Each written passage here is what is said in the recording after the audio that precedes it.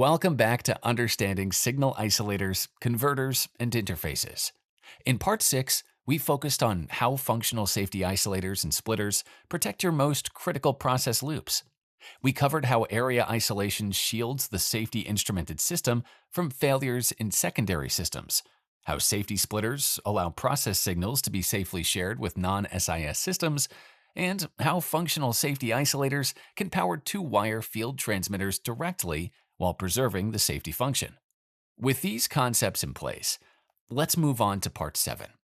In Part 7, we shift our focus to the environmental considerations that play a critical role in selecting the right signal isolator for your application. We'll cover 5 key areas: installing isolators safely in hazardous locations, protecting against RFI and EMI interference, using output damping to manage noisy process signals, addressing the unique noise challenges introduced by variable frequency drives, and understanding how ambient temperature extremes can affect isolator performance and selection. There are situations where isolators and signal converters cannot be installed in safe back-of-panel locations. Equipment placement, limited wiring infrastructure, or the presence of process flammables may require these devices to be installed directly in hazardous areas within a plant. When this is the case, technicians must first determine whether the area is classified as NEC Class 1, Division 1, or Division 2, which corresponds to IEC Zone 0 and 1 or Zone 2 respectively. Fortunately, isolators are now available in configurations to meet these requirements, including intrinsically safe, non-incendive, and explosion-proof or flame-proof options. Some explosion-proof or flame-proof models even feature local indication displays, giving remote operators a direct view of the process signal right at the instrument. Radio frequency interference and electromagnetic interference can cause unpredictable degradation in instrument performance, reduced accuracy, and, in severe cases, complete instrument failure. Common sources include mobile radios, static discharge, large solenoids, AC and DC motors, and welders. Because RFI can find its way through even the smallest openings, isolator housings should be designed with no gaps, uncovered mounting holes, or exposed circuit boards. Solid aluminum enclosures are recommended for their ability to block stray interference. Beyond the housing, well-designed circuit boards incorporate low-pass filters, strategically placed capacitors, inductance filters, and full-spectrum ceramic RFI and EMI filtering, with some designs guaranteeing less than 0.1% error at radiated noise levels of 50 volts per meter across a wide frequency range. In real-world process environments, input signals are rarely clean and stable. Noise from the process itself, recently installed equipment, grounding issues, or unknown sources can introduce erratic fluctuations onto your signal.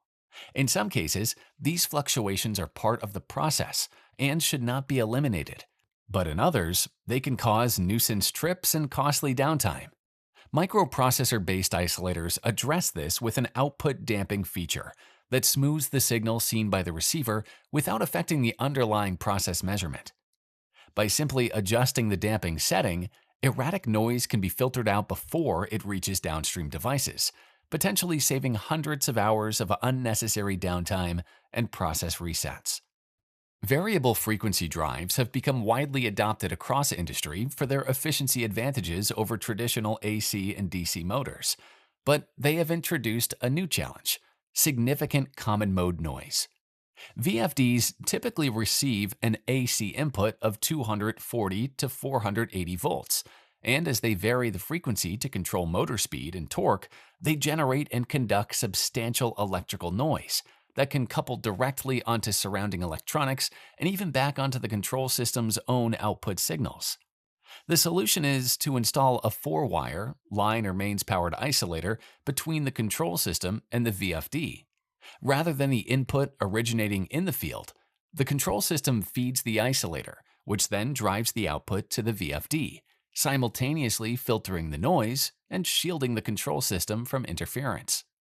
Ambient temperature is an often overlooked but critical factor when selecting signal isolators, particularly for instruments mounted on DIN rail in panel enclosures. Many DIN rail instrument suppliers assume their equipment will be installed in climate-controlled environments, and as a result, specify a maximum ambient operating temperature of 60 degrees Celsius or 140 degrees Fahrenheit. Panel temperatures can exceed these limits, especially in outdoor or industrial environments. Heat is the leading cause of electronic component failure, but extreme cold presents its own set of challenges as well. When evaluating isolators for demanding environments, look for devices rated for a wide operating range. Some models are designed to handle temperatures as low as negative 40 degrees Celsius and as high as 85 degrees Celsius. In this video, we covered the key environmental factors to consider when selecting and installing signal isolators.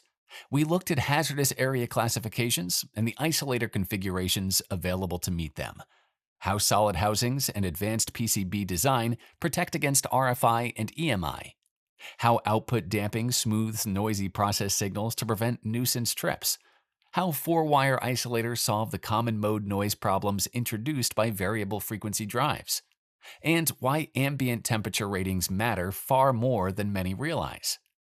Accounting for these environmental factors during selection helps ensure reliable, long-term isolator performance in even the most demanding plant conditions.